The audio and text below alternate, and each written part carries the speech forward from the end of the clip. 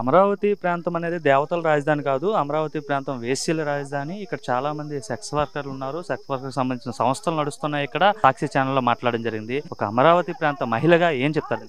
అమరావతి మహిళలు నిజంగా అండి ఆ వేశ్యలు ఆ సెక్స్ వర్కర్లు అంటేనే మాకు చాలా వేదనగానే ఉంది. కేఎస్ఆర్ గారు లైవ్ షో సాక్షిలో అది వాడు ఎప్పుడైనా వాడు చూసుకున్నాడేమో అద్దంలో వాడు ఒరిజినల్ గా చూస్తేనండి ఎయిడ్స్ పేషెంట్ వాడికన్నా బాగుంటాడు. అలాగుంటాడు వాడు ఎయిడ్స్ పేషెంట్. అందుకే వాడికి ఎయిడ్స్ గురించి ఎయిడ్స్ కు మందులు ఆడుకుంటున్నాడు. ఆల్రెడీ కేఎస్ఆర్ ఎయిడ్స్ కు మందులు ఆడుకుంటున్నాడు. వాడు సేమ్ ఎయిడ్స్ పేషెంట్ లాగే ఉంటాడు. వాడు ఎదురు కూర్చున్నాడు. ఎప్పుడు పొద్దుగూకులు సెక్స్ వర్కర్ల దగ్గరికి వెళ్ళి వేసేల దగ్గర వీడు కూడా బజార్లు ఎమ్మడి తిరిగి ఇదే పని చేస్తున్నాడు. కాబట్టి వీళ్ళిద్దరు వాళ్ళని ఎక్కడ కుదరలేలా మాట్లాడుకోవటానికి ఛానల్ అయితే ఒకటి యశం జిమ్మినట్టు ఉంటుంది అమరావతి మీద మహిళల మీద. మనం ఇట్లా మాట్లాడదామని చెరోటి మాట్లాడుకున్నారు. వీళ్ళకి ఒకటే చదువుతున్నామండి, ఏ మాత్రం సిగ్గు సేరం ఉండా నీ పెళ్ళాం నీ ఇంటికి వచ్చి నీ చెప్పు తెగేదా అన్నాలి. ఈ కృష్ణరాజు అనే వాడి పెళ్ళం వాళ్ళ ఇంటికి పోతే వాడిని చెప్పు తీసుకొని నువ్వు అన్నా లేకపోతే మేమైనా దంతాం. వాడు కనపడితే ఆడవాళ్ళని తన్నేది. మరి భారతీ రెడ్డి ఉంది గత 5 ఏళ్లు మొగుడు పెళ్ళాం కలిసి మమ్మల్ని పిండారు జలగలు పిండినట్టు. 5 ఏళ్లు రోడ్ల మీద కొట్టి ఒక్కరోజు బలకరించలే మొగుడు పెళ్ళం జగన్ గాని వాళ్ళ ఆవిడ గాని. నీ వర్ర రవీంద్ర రెడ్డి మా మీద పిచ్చి కామెంట్లు పెడితే వాడి గతి ఏమైందో వాళ్ళు చూసామ్మా. వాడి ఇంటికి పోయిన వాళ్ళు లెక్క చేయలే మీ ప్రభుత్వంలో. వాడి వాళ్ళు జైల్లో పడ్డాడు. అయ్యాళ్లే ఇప్పుడు మన ప్రభుత్వం వచ్చింది అనుకుంటే ఇవాళ మీరు తయారయ్యారా?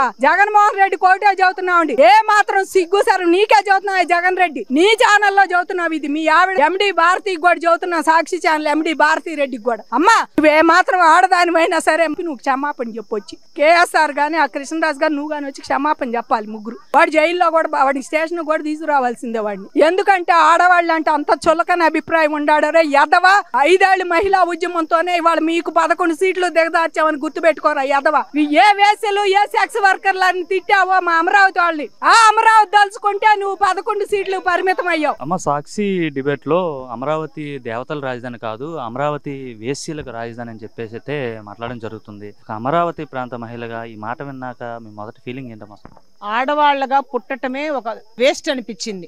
దేవతల రాజధాని కాదు అని చెప్పిన వాడికి తల్లి లేదేమో ఎవరికి మరి పుట్టారో తెలీదు. మేమైతే అనము. నువ్వు ఎవరికి పుట్టావో నువ్వు ఒక ఆడకూతురికే పుట్టుంటే ఈ మాట అనవు. మరి శ్రీనివాసరావు గారు ఖండించాలి ఎమ్మటే. సార్ మీరు ఆ మాట అనమాకండి, ఇది డిబేటు. కానీ భారతమ్మ గారు మరి ఏం చేస్తుంది?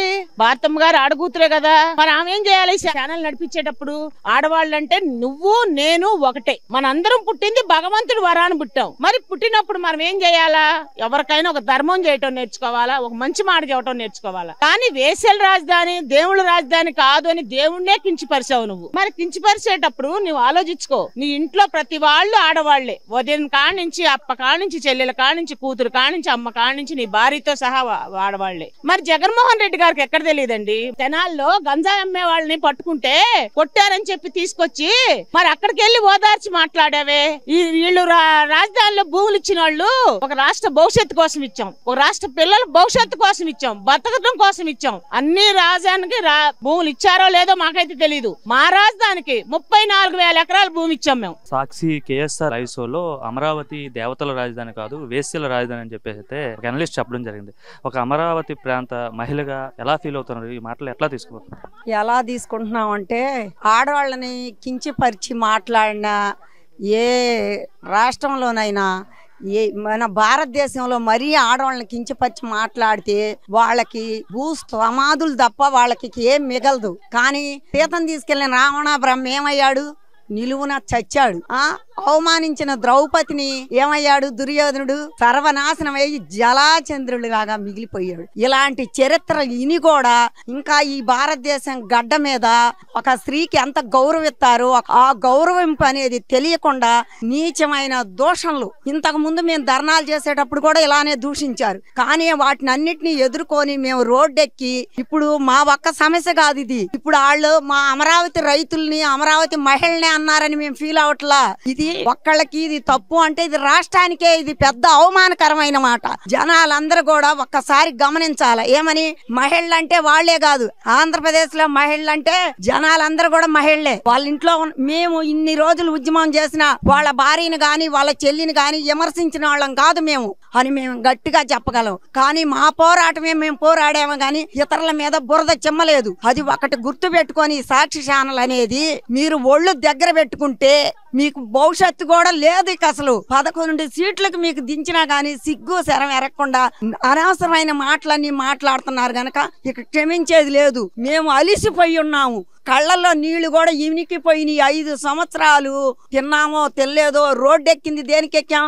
ఆంధ్రప్రదేశ్ లో ఉన్న ప్రజలు మొత్తం కూడా మనకి రాజధాని లేదని మేము ఎక్కామే గాని ఇవాళ రోత మాటలు పట్టడానికి మేము ఎక్కలేదు. ఇవి ఒకటే చెప్తున్నామయ్యా, వాళ్ళు మాట్లాడుతున్న మాటలు మాకు సూదుల్లాగా గుండెల్లో గుచ్చుకుంటున్నాయి. ఒక నీ ధర్నాలు అప్పుడే అడిగాడు, పొద్దుకొచ్చి అమరావతి రైతులు ఒరిగడ్డు హాముల చోటికి ఎక్కడుండి చూశాడయ్యా? ఒకళ్ళని అంటే అది అందరికి తగిలొచ్చిందిగా. ఏడ్చి కన్నీళ్లు ఇనిగిపోయినాయి అమ్మ. ఇప్పుడు కూడా దుర్మార్గమైన మాటలు మాట్లాడుతున్నా వినలేకపోతున్నాం. ఇంకొక అమరావతి ప్రాంతంలో చుట్టుపక్కల ప్రాంతాల్లో సెక్స్ వర్కర్లు ఎక్కువగా ఉన్నారు, అలానే నెక్స్ట్ ఇది HIV కూడా ఎక్కువ మంది ఉన్నారని చెప్పేసి కూడా మాట్లాడుతున్నారు. ఆ కరోనా అనేదమ్మా మాకు మేము ధర్నాల్లో ఉన్నంత సేపు కూడా పక్కన ఊర్లు కూడా ముక్కాములని అటని ఇటని వేరే ఊర్లు కూడా ఇంటికి 2 చచ్చిపోయారని చెప్పటం మేము విన్నాం. కానీ తుళ్ళూరులో కనీసం శిఖరంలో ఉన్న వాళ్ళకి ఒక్కళ్ళకు కూడా రాలేదు కరోనా. మేము ఒక్కళ్ళని చెక్కు చెదరల. పంచభూతాలు కూడా అమరావతికి మాకు కాపాడుతున్నాయి. ఇటు ఈ దేవుడు, అటు కనకదుర్గమ్మ గాని, ఇటు అమరలింగేశ్వర స్వామి గాని, లేకపోతే కాకాంలో ఉన్న మాకు ఈ దేవుళ్ళన్నీ కూడా మమ్మల్ని కాపాడినాయి. 5 పంచభూతాలు కూడా మాకేది రాకుండా చూసుకున్నాయి. కానీ తుళ్ళూరులో కరోనా వచ్చి ఏ ఊళ్ళలో చచ్చిపోయినా కానీ తుళ్ళూరులో చచ్చిపోవాల. సిగ్గు శరం అనేది ఆ సాక్షికి ఉంటే ఒక్కసారి వచ్చి చూసుకోమనండి.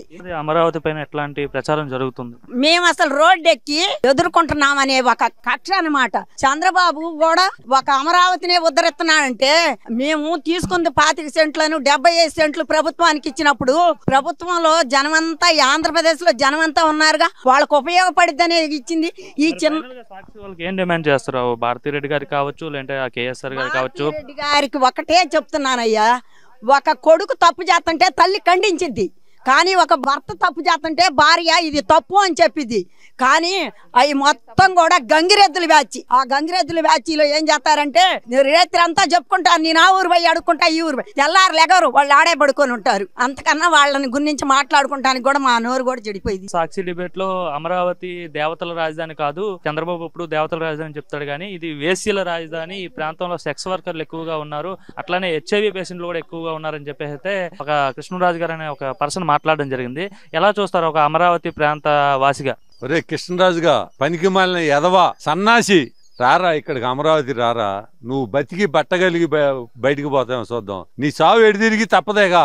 ఎందుకంటే ఒక మహిళ, నిన్ను కన్నది కూడా ఒక మహిళ, నువ్వు పెళ్లి చేసుకుంది కూడా ఒక మహిళనే, నువ్వు కనేది కూడా ఒక మహిళనే. మహిళలను నువ్వు అట్లా తేలికగా మాట్లాడావు, చాలా తప్పు.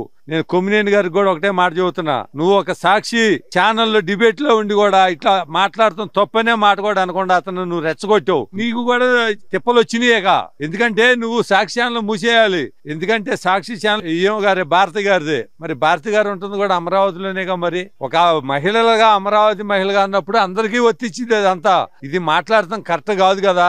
ఒక మహిళ అనే ఆమెని ఇన్ని రకాలుగా మాట్లాడతాము. 150 ఉన్నాయా ఇక్కడ మహిళలకి ఎయిడ్స్ గానీ కండోమ్స్ గానీ ఇస్తున్నారని చెప్పి ఇటువంటి మాటలు మాట్లాడతాం చాలా కరెక్ట్ కాదు. ఇటువంటి మాటలు మాట్లాడితే మటుకి మహిళల మనోభావాలను దెబ్బతీస్తే మటుకు మేము ఊరుకోము. Please subscribe to Leo News for more videos.